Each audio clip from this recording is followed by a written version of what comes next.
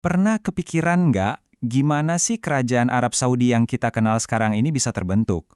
Nah, hari ini kita bakal bedah sebuah sumber yang ceritanya tuh wah dramatis dan kontroversial banget. Cerita tentang kelahiran Arab Saudi modern yang penuh intrik kekuasaan, janji-janji palsu, dan ya campur tangan kekuatan asing. Sumber yang kita lihat kali ini ngasih beberapa pertanyaan yang jujur aja provokatif. Apakah kerajaan ini lahir dari aliansi yang nggak suci? Atau lewat penaklukan yang brutal? Atau jangan-jangan ini adalah kerajaan buatan Inggris?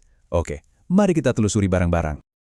Oke, biar kita ngerti ceritanya, kita harus kenalan dulu nih sama tiga pemain utama yang lagi rebutan kekuasaan pas Kekaisaran Utsmaniyah mulai goyah, tepat sebelum Perang Dunia Pertama. Pertama, ada Syarif Hussein. Dia ini pemimpin dari keluarga Hashimiyah yang udah mapan banget. Bayangin, keluarganya udah jadi penjaga dua kota suci Islam, Mekah dan Madinah, selama ribuan tahun. Jadi legitimasinya dari sisi agama itu kuat banget. Terus di sisi lain ada penantangnya, Abdul Aziz Al Saud.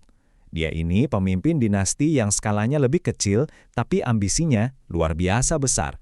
Dia pengen banget memperluas kekuasaannya dari basisnya di tengah gurun Dutch. Dan yang terakhir, tentu aja, ada kerajaan Inggris. Bisa dibilang dialah pemain globalnya.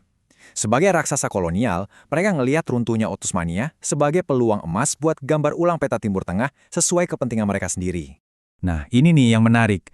Sumber ini nunjukin satu konsep budaya yang katanya jadi kunci buat ngerti konflik ini. Tradisi suku Badui yang disebut Al-Ghazwa wal Mughalabah, yang artinya ya menyerang dan menaklukkan. Ini ngasih kita konteks tentang gimana cara perebutan kekuasaan dipandang waktu itu. Nah, pas Perang Dunia Pertama pecah, Inggris lagi butuh banget sekutu buat ngelawan Utsmaniyah. Jadi, mereka mulai main dua kaki. Mereka ngasih janji kedua calon sekutu Arab mereka yang ujung-ujungnya malah nyulut persaingan sengit di antara keduanya. Jadi, sumber ini ngejelasin gimana Inggris di satu sisi ngejanjiin kerajaan Arab yang besar dan bersatu buat Syarif Hussein. Tapi di sisi lain, pada saat yang sama, mereka juga ngasih dana dan senjata buat saingan utamanya, Al Saud. Coba deh lihat perbandingan dana ini. Kelihatan jelas banget kan prioritas Inggris waktu itu? Syarif Hussein yang megang kota-kota suci dapat dana 10 kali lipat lebih banyak daripada Al Saud yang waktu itu dianggap pemain yang lebih kecil. Tapi, seiring perang berjalan, janji-janji Inggris ini mulai kelihatan belangnya. Menurut sumber ini, sebuah pengkhianatan besar lagi disiapin dan ini bakal ngubah nasib seluruh kawasan. Garis waktu ini nunjukin inti masalahnya nih. Jadi, sementara Hussein gak mati-matian berjuang buat kerajaan Arab yang dijanjikan Inggris, di belakang layar, Inggris malah bikin kesepakatan rahasia yang jelas-jelas ngelanggar janji itu, terutama soal Palestina. Nah, ini dia puncaknya. Waktu perang selesai, Inggris minta Hussein buat nerima rencana mereka soal Palestina.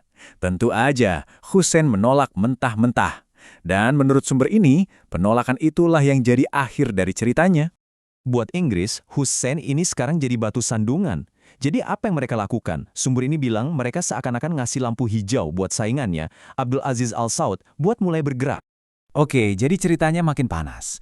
Begitu Kekaisaran Utsmaniyah resmi bubar di tahun 1924, Syarif Hussein ngambil langkah yang berani banget. Dia nyatain dirinya sebagai khalifah baru buat seluruh umat Islam. Dan langkah inilah yang jadi pemicu pertempuran terakhir. Sumber ini ngegambarin penaklukannya tuh brutal banget. Ada kutipan dari saksi mata tentang serangan di kota Taif oleh pasukan Ikhwannya Al Saud.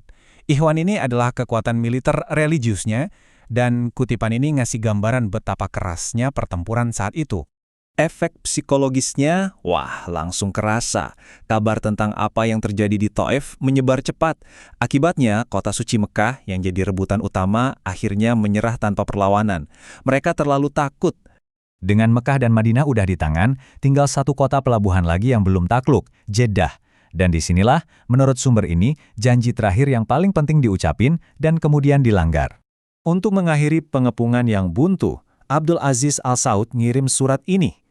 Dia janji ke seluruh dunia Muslim kalau penduduk Hijaz bakal dibiarin milih pemimpin mereka sendiri. Sebuah janji yang sangat besar. Janji yang kedengarannya tulus kan? Tapi coba tebak. Cuma 2 minggu setelah kota itu menyerah karena janji itu, sumber ini bilang kesepakatan itu dibatalin gitu aja. Secara sepihak. Tanah itu sekarang jadi miliknya. Singkat cerita, tahun 1931, Abdul Aziz Al Saud udah berhasil nguasain semuanya. Dan dengan bimbingan dari penasihat Inggrisnya, John Philby, yang jadi orang penting dalam hubungan Saudi-Inggris, dia resmi menamakan kerajaannya Kerajaan Arab Saudi. Jadi, sumber ini ninggalin kita sama satu pertanyaan besar di akhir. Apakah kerajaan baru ini murni hasil perjuangan kekuatan regional, atau jangan-jangan jalannya udah dibukain dan perbatasannya udah ditentuin sama kepentingan strategis kekuatan asing? Sejarah Timur Tengah modern ternyata jauh lebih rumit dari yang kelihatan di permukaan.